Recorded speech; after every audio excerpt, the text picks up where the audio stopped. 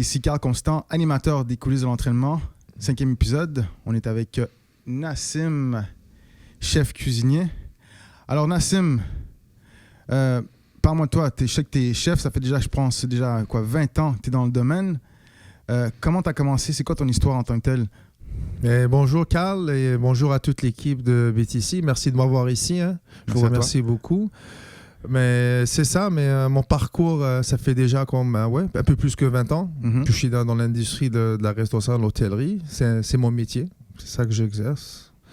Et mon parcours, il y a début en 1996, quand j'ai décidé de faire ça en tant que métier.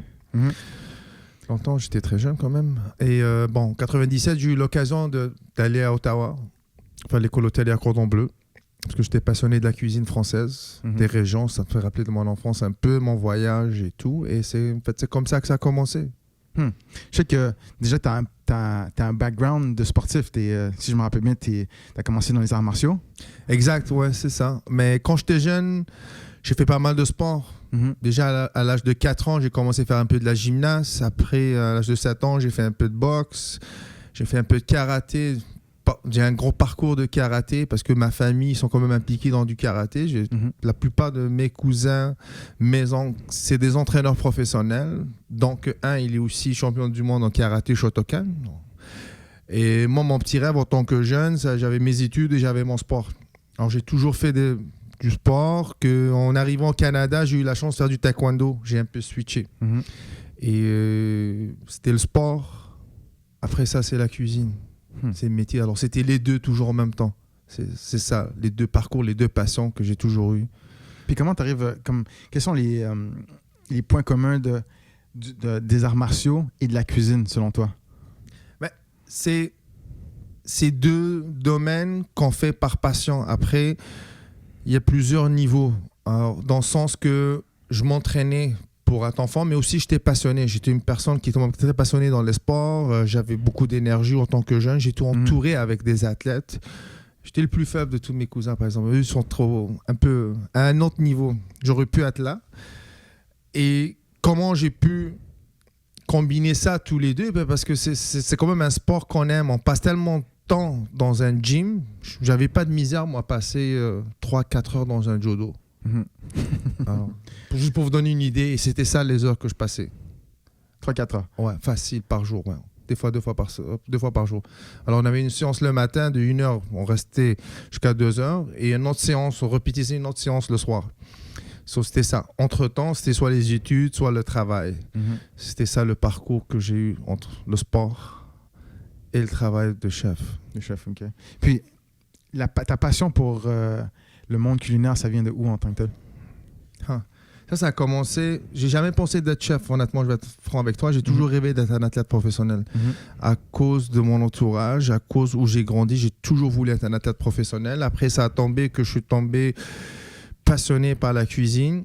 Et qu'est-ce que j'ai fait dans ce temps-là? Mais j'ai passé beaucoup plus de temps en cuisine. J'étais gourmand déjà depuis que j'étais jeune. Déjà à l'âge de 15 ans, je connaissais tous les meilleures places en ville que si tu voulais manger le meilleur burger, le meilleur pizza, le meilleur sandwich. Ça a commencé de la maison direct. Je peux te dire que mes parents, les deux, travaillaient, mais ma mère était quand même une personne qui faisait à manger à tous les jours. On était très gâtés. Et chez nous, mais le fait que ma mère, elle bossait, mon père bossait, alors des fois, il y avait aussi mon père qui faisait à manger. On a appris à très jeune à chacun à faire quelque chose. Moi, je faisais la salade, ma soeur, elle faisait quelque chose de truc. Et ça a commencé à la maison. Et ça a commencé à bien manger chez nous. En étant d'adulte, comme je t'ai dit, j'étais tellement gourmand que je sortais à l'extérieur. C'était moi qui recommandais à mes amis, on va à telle place, à telle même maison. Des gens plus âgés que moi, ils me posaient des questions. Hey, écoute, c'est où on doit manger à la nouvelle place? Je dis, ça, c'est la place pour ça. Ça a commencé comme ça une fois que j'ai décidé, à l'âge de quoi? J'avais 20 ans quand je suis allé à l'école hôtelière. C'était dans le temps qu'il fallait que je prenne une décision. En tant que si je continue mes sports en tant qu'athlète, c'était pas ça le cas. J'ai choisi d'avoir un métier. J'ai dit, mais écoutez, j'étais déjà dans la restauration. J'ai commencé en salle au début de ma carrière. J'ai travaillé en salle.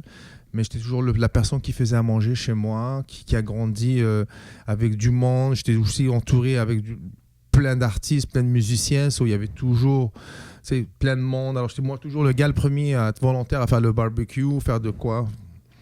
Et quand je suis allé à l'école hôtelière, je me suis senti très à l'aise. Par défaut, comme tu étais déjà dans le milieu auparavant, sans être encore qualifié. Puis là, ça a juste donné un push de rentrer à l'école hôtelière pour te permettre de justement parfaire ton Mais c'est savoir. Ça, mais avoir un talent, c'est bien. Après, avoir le savoir-faire, un peu plus précis. Je voulais savoir choisir un métier. Quand j'avais dit, je dis, OK, mais qu'est-ce que je vais faire dans le futur? C'est sûr, je ne vais pas être un athlète. Là, j'ai 21 ans. Là, c'est le temps de choisir. Qu'est-ce que je dois faire? Que je retourne aux études, ou je retourne à l'université, ou je prends un métier. Moi, j'étais à l'aise avec l'école hôtelière. Et quand je suis rentré à l'école hôtelière, je n'ai jamais regretté parce que j'étais comme, waouh, ça, c'est un univers. C'est tellement grand. Et j'ai rencontré plein de gens passionnés qui sont venus d'un peu partout. Ouais. Et ça allait, c'est devenu magique. J'étais assoiffé d'apprendre. En fait. C'est bon, ça m'était toujours assoiffé d'apprendre, ça je le vois déjà dans nos discussions. Dis-moi, parce que l'une des raisons pour laquelle je t'ai invité, c'est que je trouve que dans le domaine de l'entraînement, on parle évidemment de la nutrition, mais souvent on oublie le fait que manger, c'est pas juste manger pour manger, mais il y a aussi le côté d'avoir un certain plaisir à manger tout simplement. Puis je pense que c'est quelque chose que les gens oublient. Ils cuisinent pour cuisiner, mais il y a une optique que les gens n'ont pas, comme un déclic que je pense que c'est important de faire. Puis c'est une des raisons pour laquelle les gens aiment aller dans les restaurants, c'est d'avoir ce plaisir de goûter, puis même de développer aussi des nouvelles saveurs et même des nouvelles cultures aussi en tant que tel. Puis je pense que c'est une philosophie que j'apprécie, que j'aime de toi, c'est que tu as ce côté d'aller voir dans les différentes cultures, de voir justement qu'est-ce qui se fait, puis même après ça, pick and choose, puis de se l'approprier, puis d'en faire quelque chose de mieux par la suite. Oui, exact. Mais c'est ça. Bien manger, c'est se faire plaisir. Tu sais, durant la journée, en tant qu'un être humain, on fait plein de choses dans la vie. Et c'est souvent étant à table qu'on a un moment privé pour soi-même. Que ce soit en famille, que ce soit entre amis, que ce soit avec des gens qu'on ne connaît même pas, que ce soit même dans un café. On peut rentrer dans un petit restaurant, on peut être tout seul et manger quelque chose qui est sympa, qui est fait par des gens qui sont passionnés. Pourquoi il faut bien manger? Il faut savoir qu'est-ce qu'on mange, qu'est-ce qu'on consomme, parce que c'est une énergie, au fait. C'est une énergie comme tout, comme on le voit, que ce soit dans n'importe quel domaine artistique ou dans un truc qu'on fait. C'est-à-dire, bien manger, oui, et aussi manger par des gens qui préparent une nourriture passionnée, qui ont un plaisir et un savoir-faire, aussi un respect pour le produit. Parce que quand on va se nourrir, c'est bien beau d'avoir des beaux produits, mais après, pour la personne qui prépare ça pour toi, mais ici, d'où ce produit il vient, comment il a été fait et comment nous, on le reprend et on le transforme et on offre ça au client. Alors, c'est sûr, si on fait toute cette étape, on respecte le produit, c'est sûr que quand on mange, on va sentir cet effet. Tout l'amour, la passion. L'amour, la passion avec ça, oui. Et on encourage beaucoup de monde derrière nous qui ont travaillé très fort, que ce soit le producteur qui a produit le produit, que ce soit le chef qui a transformé le produit, ou que ce soit la personne qui vous a servi. Alors, c'est pour ça c'est important d'apprécier quand on voit quelque chose qui a été bien fait. Et on peut remarquer ça tous les jours dans notre vie quotidienne, parce qu'on peut rentrer dans des magasins, voir des boutiques, ou voir des gens qui font de la bouffe. On peut toujours savoir quelqu'un qui est passionné, ou quelqu'un qui fait quelque chose parce que, c'est correct, il faut qu'il s'en occupe, il doit faire à manger, ou quelqu'un qui bouffe juste pour bouffer, quelqu'un qui bouffe, mais il a ses sensations, parce que quand on bouffe, on ne le sait pas, mais on implique plusieurs sens. Ouais, l'odorat. Oui, le bien-être, le visuel, et tout ça, ça fait un moment, quand on s'assoit durant notre journée, quand on passe une journée très chargée, on a un 20 minutes ou un 30 minutes, c'est un confort de bien manger et d'apprécier ce qu'on a et aussi de découvrir des choses différentes, interpréter même de façon différente. Mais là, ça nous donne un plaisir personnel qu'on peut continuer plus tard, continuer notre journée. C'est déjà, on part dans une bonne énergie. C'est un bon vibe. Bon ça. Dis-moi, justement, peut-être dans l'ère dans laquelle on est, on sait que, comme tu viens de le dire, les gens n'ont pas vraiment le temps ou ne prennent pas le temps d'être à table. Je veux dire, même moi, personnellement, je suis toujours on the run, que ce soit après l'entraînement ou après un client, peu importe. Donc, de prendre ce temps-là, justement, d'apprécier cette nourriture, comment toi, tu le vois par rapport à... Comment dire? Parce que, comme tu l'as dit tantôt, c'est un temps aussi qu'on passe en famille ou avec des gens qu'on apprécie. mais c'est aussi un temps qu'on peut passer seul à justement être dans le moment présent, puis de vraiment, comment dire, d'apprécier la nourriture qu'on est en train de manger. Et le moment qu'on passe, ouais, c'est ça. C'est exact. C'est quoi exact? J'ai pas compris ta question. Dans le sens où, juste. Comme le temps dans l'ère dans l'ère dans l'ère dans laquelle on est toujours dans go. Exact. Et de prendre le temps d'apprécier un plat qu'on doit justement consommer et vraiment, comme tu as dit, avec tous les sens qu'on parle de côté visuel, l'odorat, d'éveiller les sens des papilles gustatives. Donc, c'est tous ces aspects-là, je pense que comment tu verrais l'aspect de prendre, juste le fait de prendre le temps d'apprécier un repas.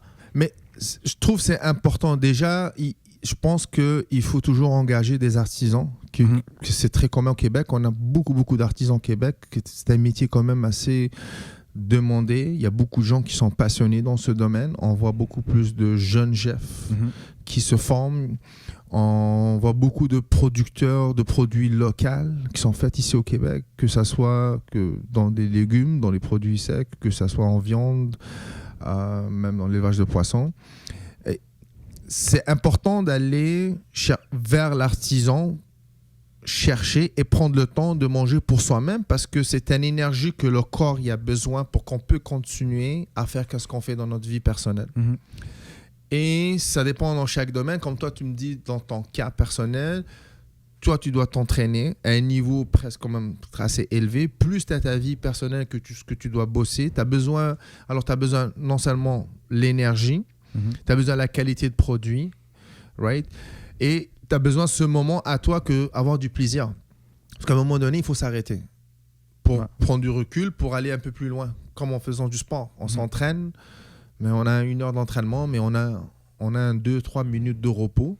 Mais le repos, ça ne veut pas dire qu'on est fatigué, c'est juste que ça nous permet de prendre un petit moment pour aller un peu plus loin. Absolument. C'est la même chose avec la bouffe. Il faut toujours prendre le temps et choisir, comme j'ai dit, le plus possible travailler avec les artisans, avec des gens qui sont passionnés, qui vont aller chercher aussi, eux, la passion de la source.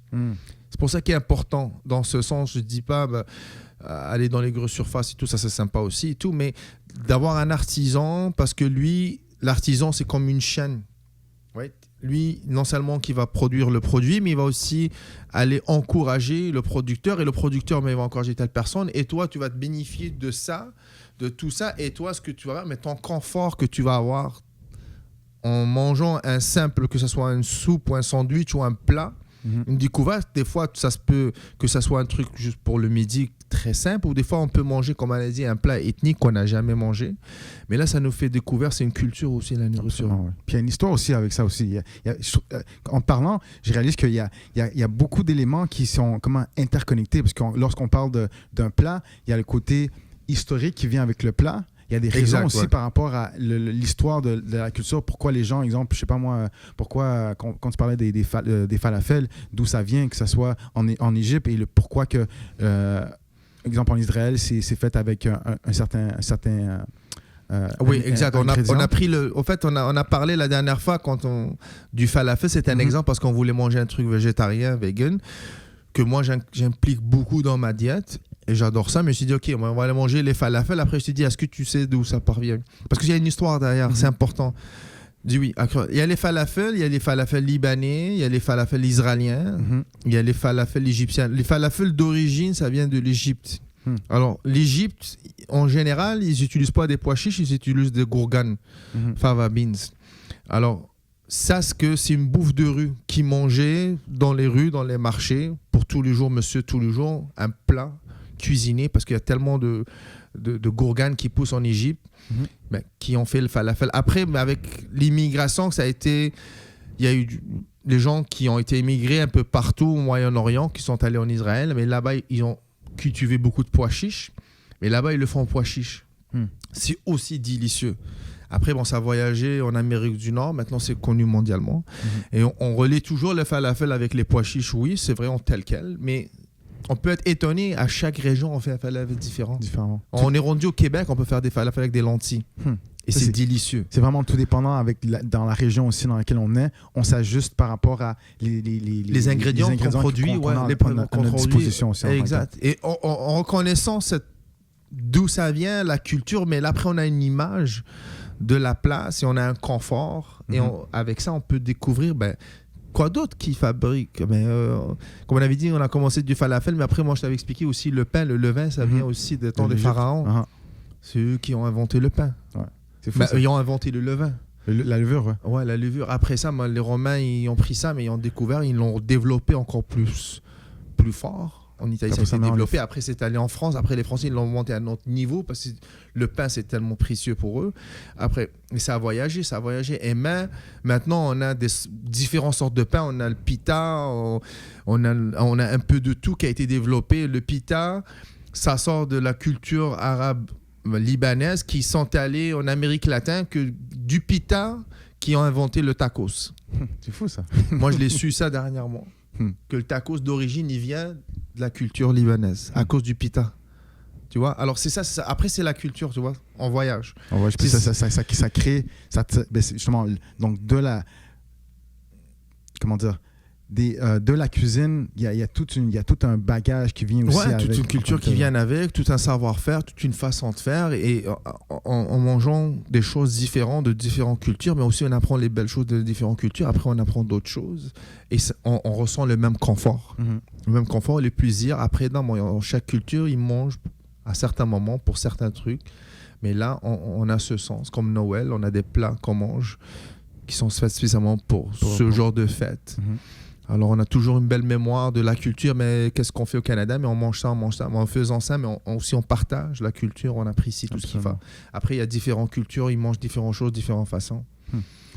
Tantôt, tu parlais de le côté des gens passionnés. Pour toi, c'est quoi quelqu'un qui est passionné?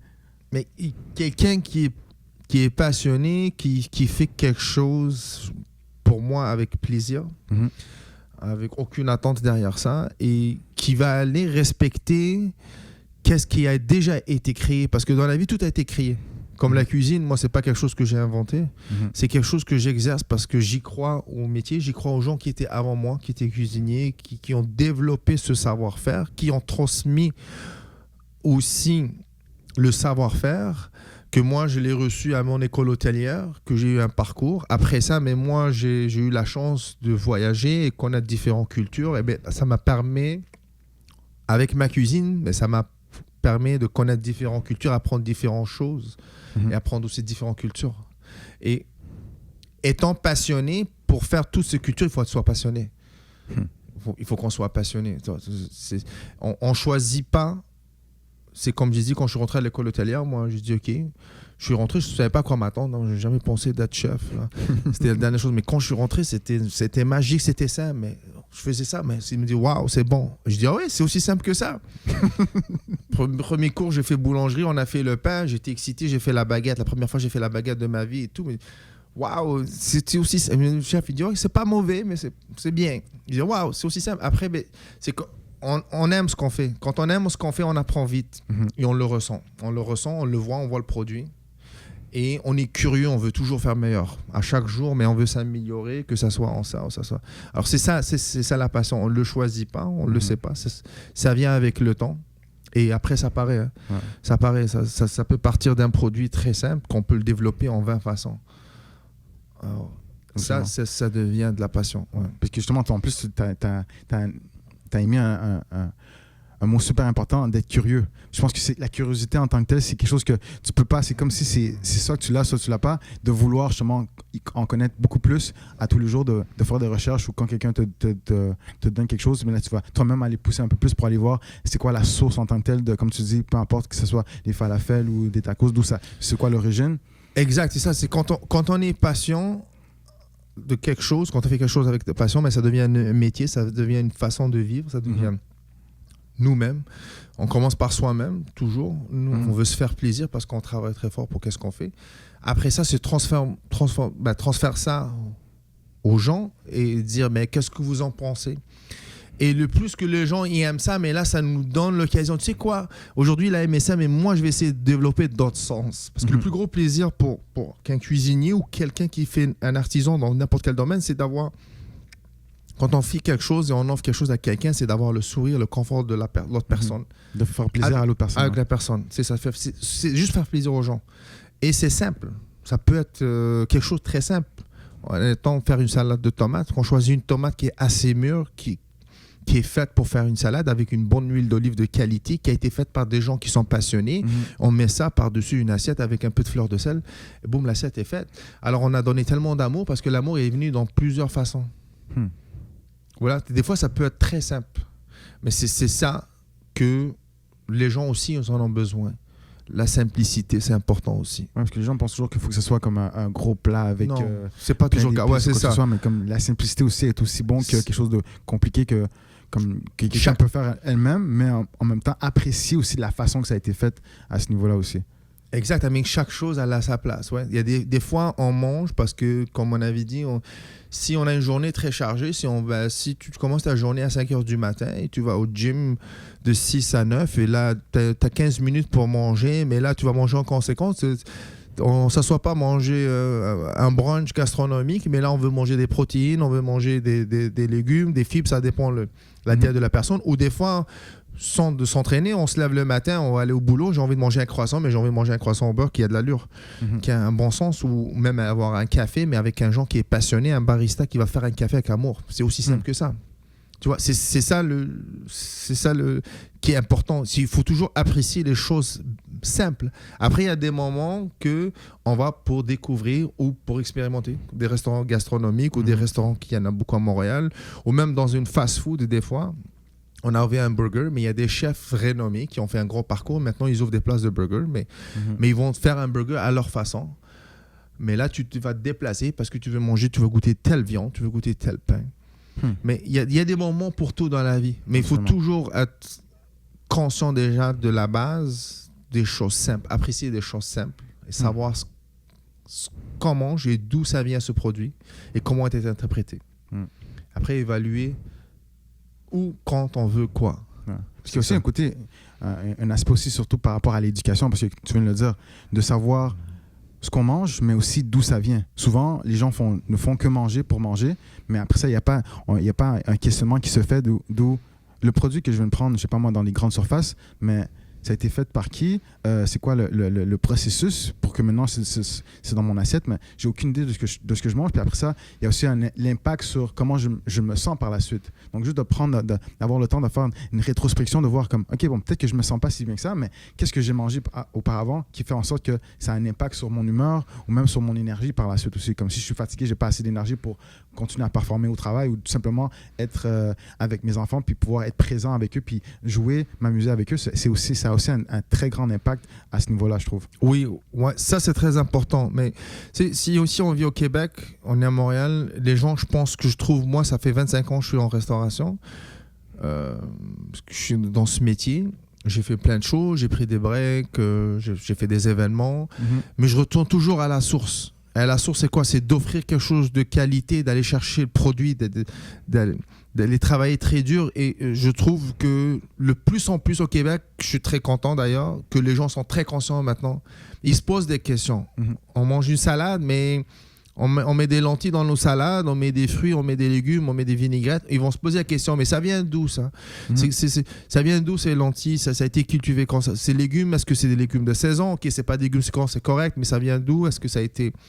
Alors, c'est très important de savoir la source parce que ce qu'on consomme, ça va dans notre corps et c'est notre fuel, c'est notre énergie. Absolument. Right? So, si on veut mettre le corps humain, il y a besoin de plein de vitamines, plein de minéraux, plein de carbs qui ont du sens que c'est des produits frais et aussi c'est bon pour la consommation humaine et ça a été storé d'une façon dans les normes, ça a été servi dans les normes et tout. Alors, pour ça, c'est important maintenant que produit local, c'est le win-win-win-go. Et je trouve qu'au Québec, c'est excellent. de plus en plus, depuis les 5 dernières années, on voit ça un peu partout, produits locaux. Les gens sont plus conscients, mais ils se font plus attraper par « OK, on veut manger ça parce que c'est bon, pas cher. Oui, il y a des moments pour tout. C'est bon, pas cher, tu prends une banane, une orange. Mais au moins, essaie d'encourager tes produits locaux. Si tu es au mois de mai, mais vas-y au marché, regarde qu'est-ce qu'on produit au Québec, mange ça. Comment ça avec ça? OK. Si tu as envie de manger des légumes, mais des carottes, c'est aussi bon, là, mais prends du carotte local.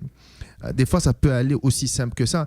Et des fois aussi, quand on veut manger chez nous, on n'a pas besoin de s'attendre d'être impressionné. On peut se faire livrer un truc très simple, mais au moins la qualité de produit, elle est là. Reste là, ouais, absolument. C'est ça qui est important.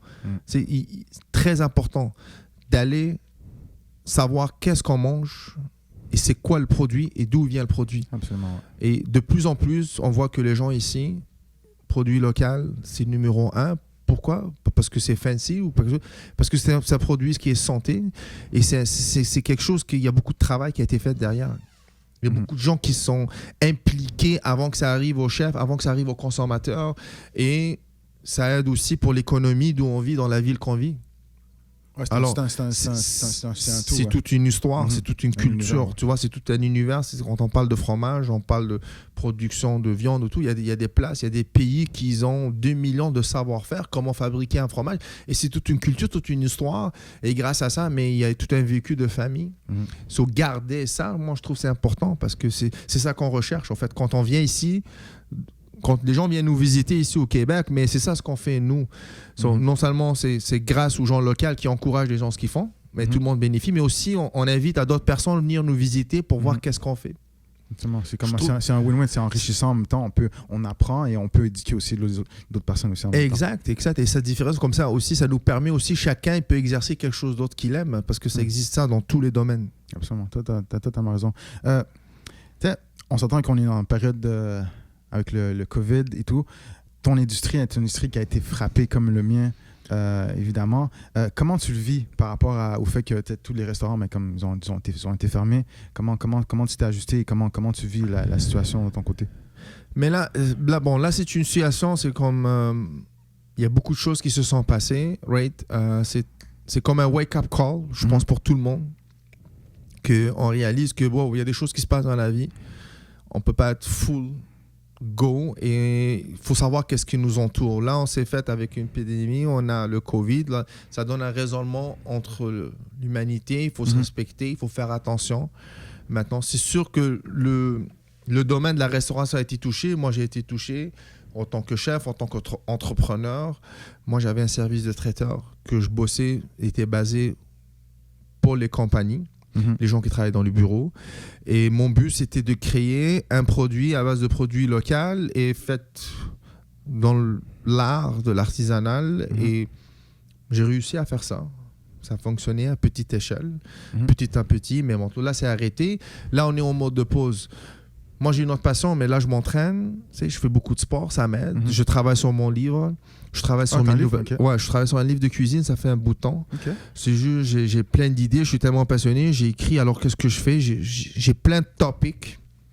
J'arrête pas d'écrire et je les dépose. Okay.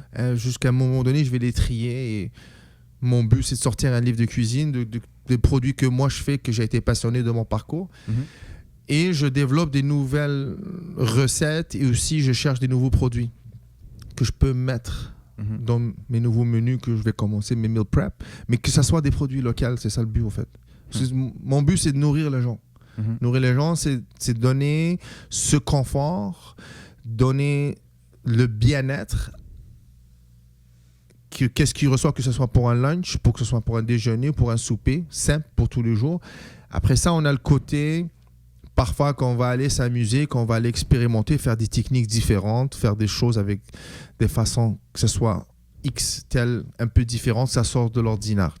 Mais le but derrière tout ça, au fait, c'est vraiment maintenant, je prends le temps que tout est fermé. Ça reprend petit à petit. Il y a beaucoup de choses qui se passent. On travaille très fort de se préparer pour la nouvelle saison, le retour. Et je pense que le retour, il va être très fort parce que là, les gens, je pense qu'il y a beaucoup de choses qui ont été réfléchies. C'est sûr, ça nous a frappé, ce truc dans l'industrie, mais ça a touché beaucoup de monde. Ça a touché beaucoup de monde. C'est comme, On est là tous ensemble, tout le monde se tient en forme. Le but, c'est d'être positif, right? Moi, ça m'a permis de prendre un break parce que le mode de la restauration, on s'entend qu'on faisait des heures de fou, un mode de vie de fou.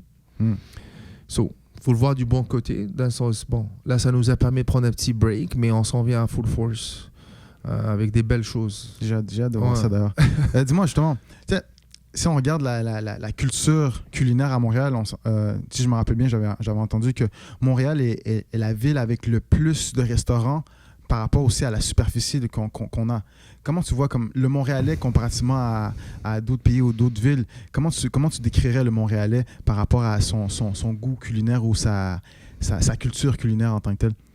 Ben, tu sais, le Montréalais, moi, ça fait 29 ans que je suis au Québec et ça va vite. Ça va vite dans le bon sens. Le Montréalais est très curieux. Il veut toujours le meilleur, il veut toujours avancer et on le voit. On le voit. Pourquoi c'est une ville qui a beaucoup plus de restaurants, plus de culture? Parce que c'est une ville très achalandée. C'est une ville multi-ethnique. Tu vois, il y a plein de cultures différentes. Il y a plein de générations qui viennent, qui sont motivées, qui veulent ramener des nouvelles choses. Et c'est pour ça que Montréal, elle est très compétitive. J'ai eu la chance de voyager partout au Canada. C'est magnifique le reste. Mais ça reste Montréal, it's competitive. Les gens veulent le meilleur. Si le mec il a un restaurant italien, mais il va faire des pâtes, mais il veut être le meilleur restaurant de pâtes. Que ça soit dans son quartier. Après, il passe dans son quartier, il veut être de l'arrondissement, meilleur au Québec, meilleur. Et c'est normal. Je trouve ça, c'est magnifique. On est très compétitif dans ce sens. Et on le voit parce qu'on mange très bien à Montréal, que ce soit dans le fast-food ou que ce soit dans le high-end. Il faut connaître, c'est sûr. C'est sûr, il y a plein de restaurants. Il y en a beaucoup qui font du n'importe quoi, mais comme tout. Mais on trouve beaucoup plus d'artisans. On trouve beaucoup plus de chefs qui tu sais quoi, maintenant, on va faire qu'est-ce qu'on aime. Que moi, j'ai travaillé dans des restaurants 2-3 étoiles, mais maintenant, j'ai envie de faire des burgers, j'ai envie de faire une pizza, ou j'ai envie de faire juste une place du quartier, ouvrir un bistrot du quartier comme on trouve ça en Europe, sans trop se casser la tête, et on fait quelque chose qu'on aime, qu'on exerce. Et c'est là, après, le challenge, il monte. C'est comme la même chose. Moi, je l'applique sur moi-même. Moi, j'ai décidé de sortir des cuisines gastronomiques, que j'étais dans des restaurants très renommés. J'ai eu la chance de même faire un stage dans un 3 étoiles Michelin. Mais là, j'ai décidé de faire de la cuisine pour les gens qui travaillent ou pour les gens sportifs parce que moi, je suis un athlète en tant que personne, j'exerce sur moi. J'ai du plaisir pareil. Même si je ne suis pas dans l'orchestra du restaurant, du maître d'hôtel et tout. Mais là, on ramène tout ça chez toi, à ton bureau, à ta table ou à ta maison. Avec des choses très simples. En allant cherchant des produits de qualité qui sont aussi travaillés et sont faits de bonne façon. Yes, Montréal, c'est vrai qu'il y a beaucoup de restaurants, mais c'est ça le Montréalais. Montréal est curieux, tout le monde veut le meilleur et je pense que c'est ça que la force qu'on a à Montréal. Au moins, tu as la vérité, puis dans cette vérité-là, il y a de la qualité. Il y a de la qualité, ouais. Il y a de la qualité, il y a de l'imagination, il y a de la création, il y a beaucoup de création. Si on voit maintenant, on voit les choses de différentes façons. Alors, on ne trouve pas ça un peu partout. Et c'est raffiné, parce qu'on a une culture très européenne, mélangée, culture européenne, africaine, asiatique, américaine.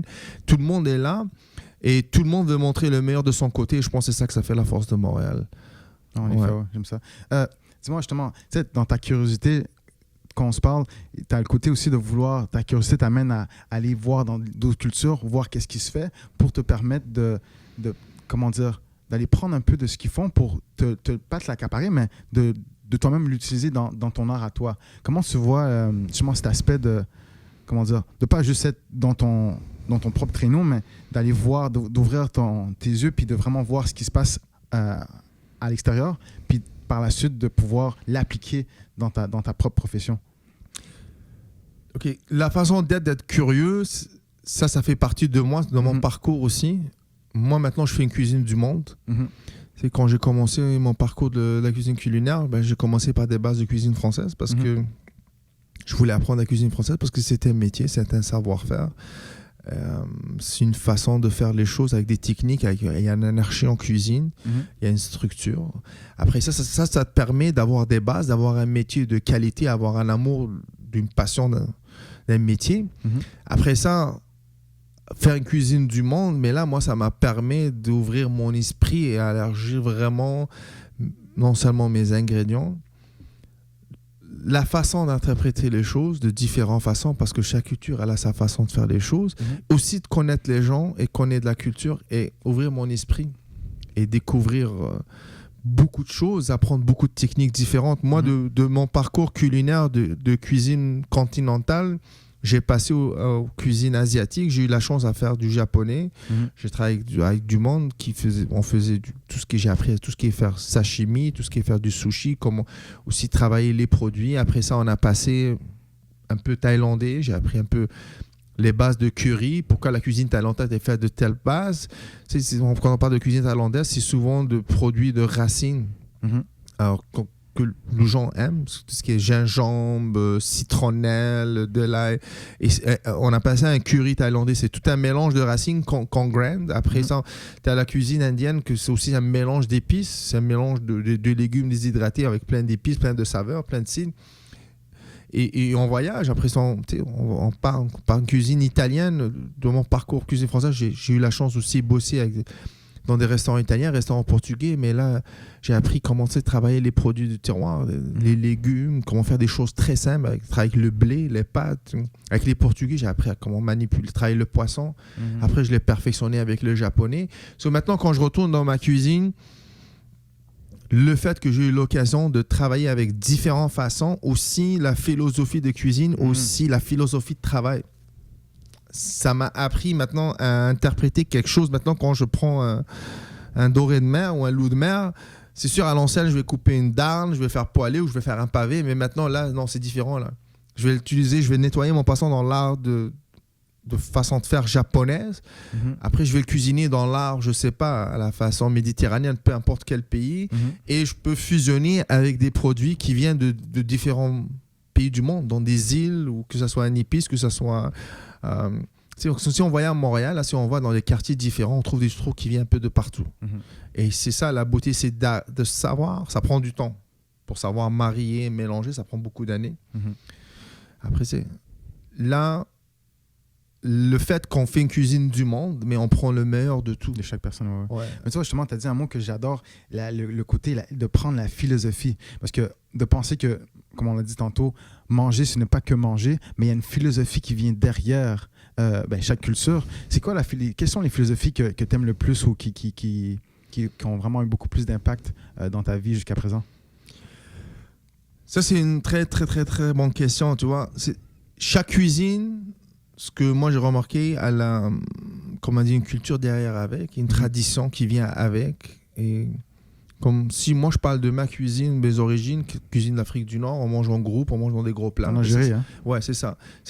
On mange le couscous. D'habitude, ce couscous est fait dans des gros plats, que ce soit fait en fonte ou en bois, et tout le monde mange ensemble, on partage, parce que c'est un feast.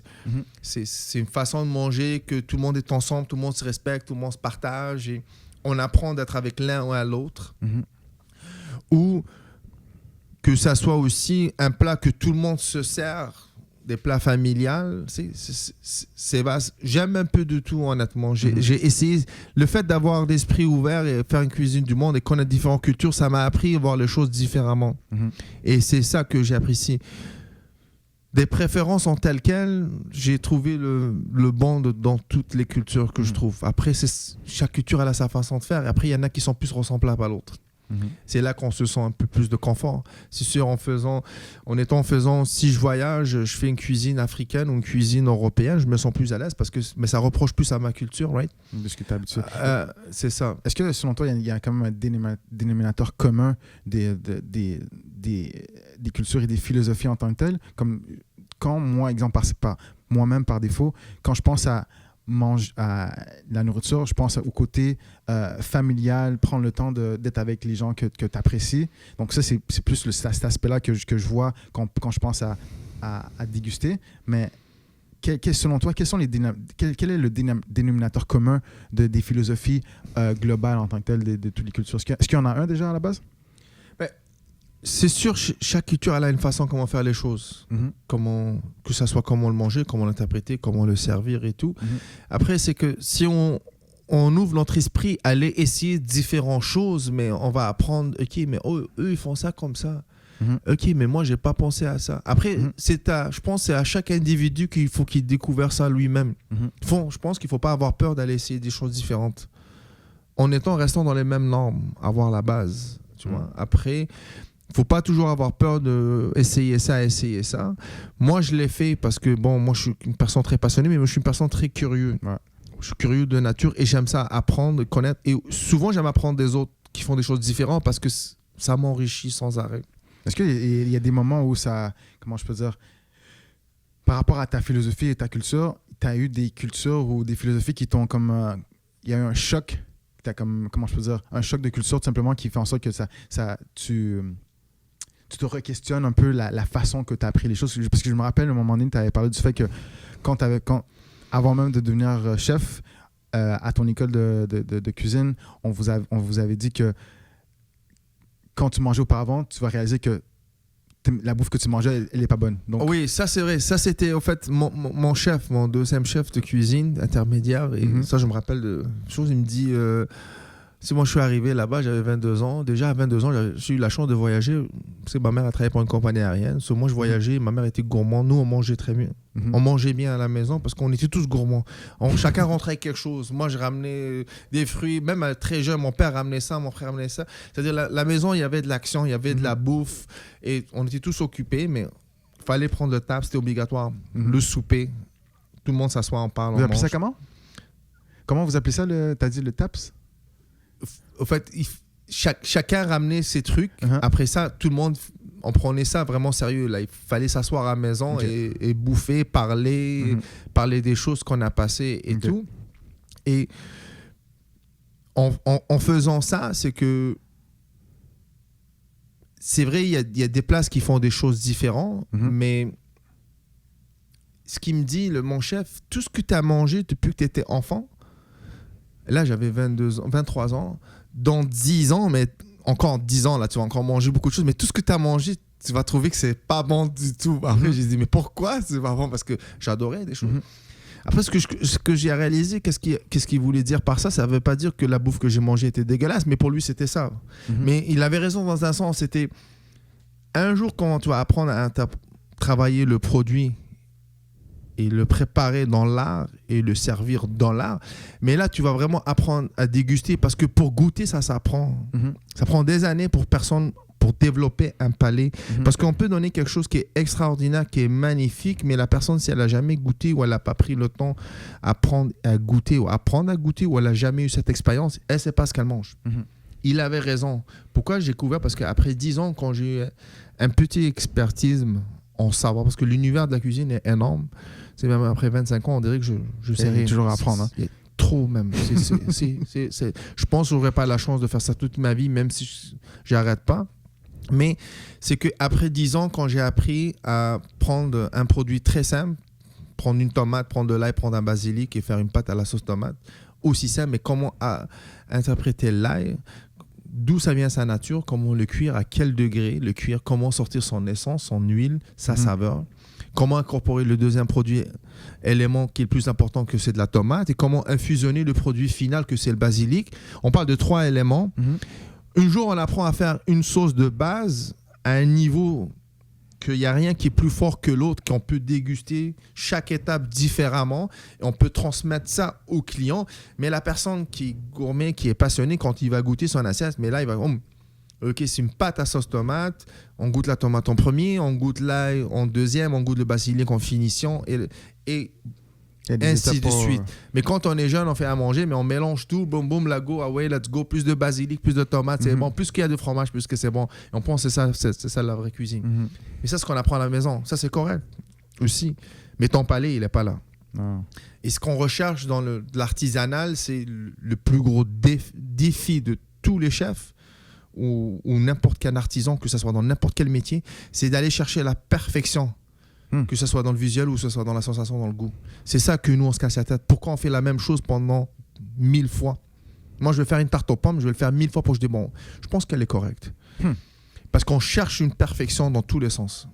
Que ce soit dans la cuisson, que ce soit dans la coupe, que ce soit dans la façon qu'on met les choses, que ce soit comment on croque. Alors, il y a beaucoup d'éléments. Mais ça, nous, on est le juge même sur le moment. On n'est jamais satisfait, en fait.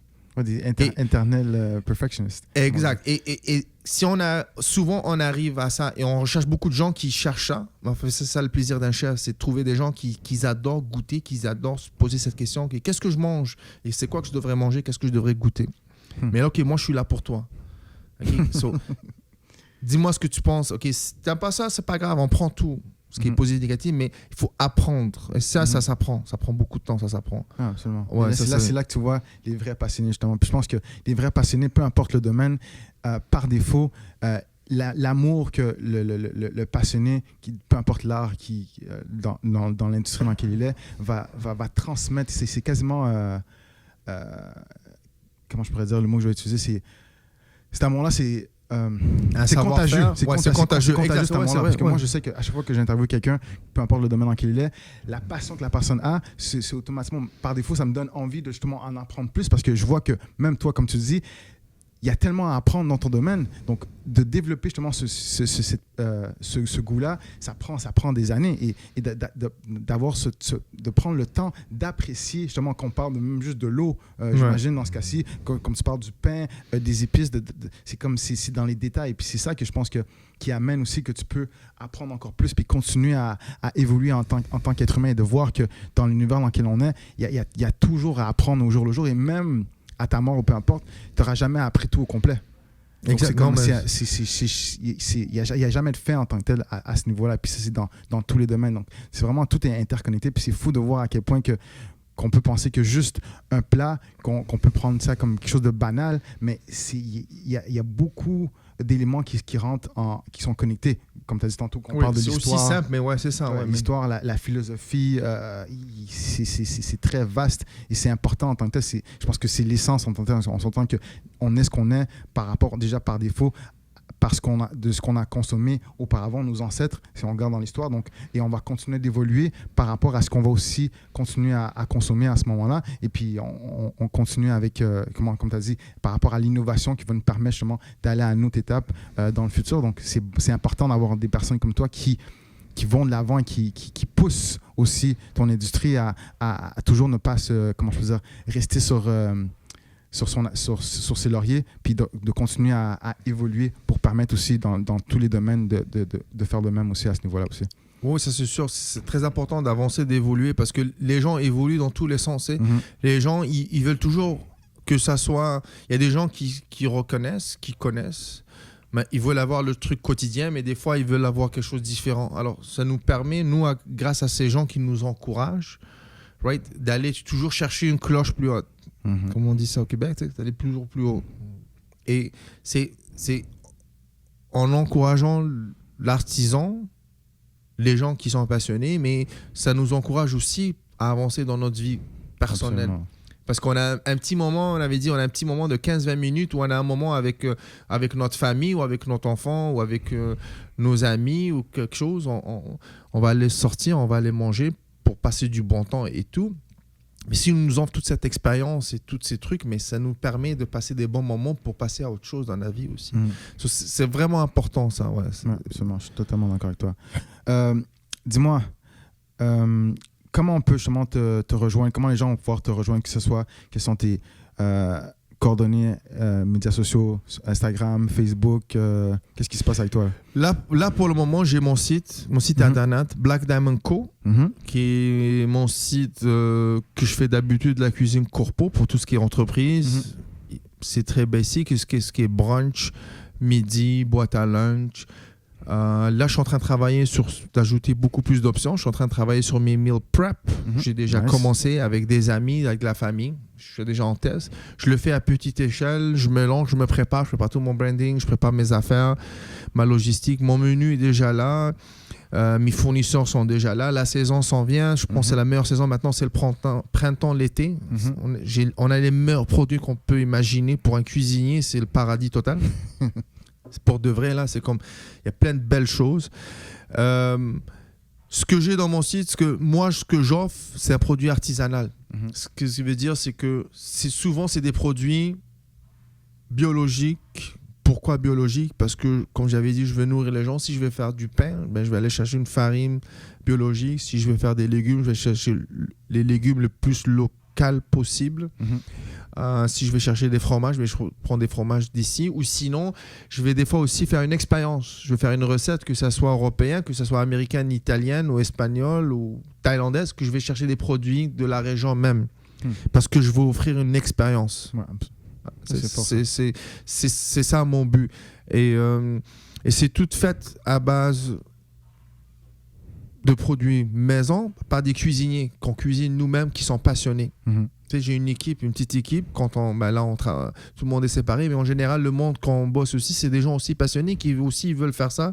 Et moi, j'ai envie de transfert. J'ai envie d'avoir les gens qui travaillent avec moi ou qui travaillent pour moi, qu'on travaille ensemble. C'est mon équipe, on travaille ensemble. C'est le but qu'eux, ils vont faire la même chose que moi. Moi, je les encourage à faire ça parce que c'est vaste.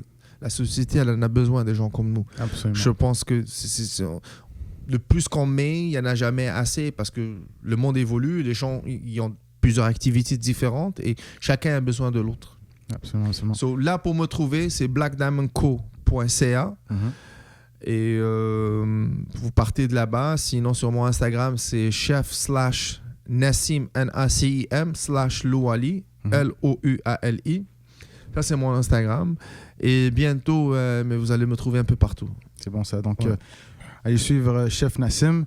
Et puis, sur ce, on se dit, on va se voir bientôt pour découvrir, démystifier certains mythes et aussi aller en cuisine pour voir comment tu fonctionnes en cuisine. Alors, merci encore d'être venu, d'avoir accepté l'invitation à l'entraînement. Mais merci Carl, merci à toute l'équipe de BTC, j'apprécie, je me sens heureux et bientôt là on va passer à l'épreuve là. Absolument. On va passer à ma cuisine et on va faire des belles choses. Yes, all right. Salut. Merci.